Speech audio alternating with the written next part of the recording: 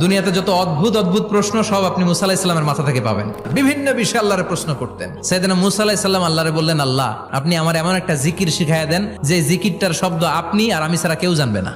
দিনে রাতে সব সময় এই জিকির আমি করব, আপনারে ডাকবো, কিন্তু শর্ত হলো এই জিকিরটা জানবে শুধু আপনি আর জানবো শুধু আমি।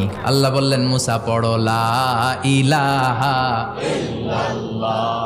মুসা আলাইহিস সালাম কয়, মাবুদ এটা তো জাতীয় জিকির, সবাই জানে। আমি তো চাইছি এক্সেলেন্ট একটা জিকির, কারো কাছে নাই, শুধু আমি জানবো আর আমি পড়বো।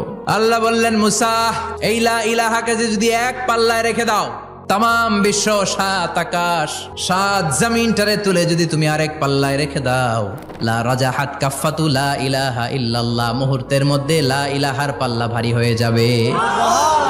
ও মুসা, তুমি যতই এক্সক্লুসিভ জিকির চাও, লা ইলাহার চেয়ে দামি জিকির আমার কাছে নাই।